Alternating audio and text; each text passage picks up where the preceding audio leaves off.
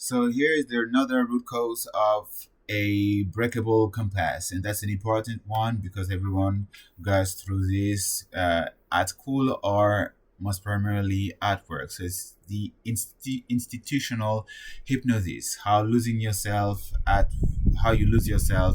at work or school. So the mechanism got at such. It's an important one. It's like biggie. So it's a desire to belonging. To Desire for belonging and safety. So you unconsciously conform to the group. You conform to the norms and value of the group. And slowly but surely, you have your personal compass that becomes the one of the group. So it becomes erased.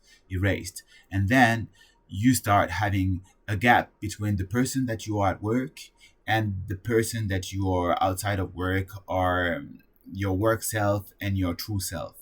And the thing is that the point is that you find something in between, not to feel divided and to feel better. And so that's a bit like the letting go of stuff. It's like you let go, you're like, oh, whatever. You are passive towards your values and so on. And because you want to keep your energy for something more important, because for instance at work is super stressful right now, like there is a layoff, so you need to compromise on your own values. You're in survival mode, and you need to compromise on your own values, and therefore you need to comply to what's most important for the company. So it's not about you, it's about the company, right? And this is how they manipulate you as well. Job safety and layoff and high stress environments, as well as giving you stock options from the company so that you would defend the values of the company. And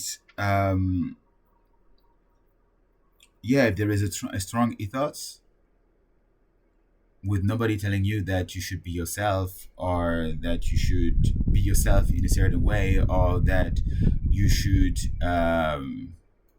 I don't know, you quickly erase yourself and erase your personal compass. And this is how you compromise on your values. And so the aim is to perhaps take 10 minutes each week to double check with yourself if what you are doing is aligned with your true values, and how you can remedy to that. Did I act as the person embodying my own values?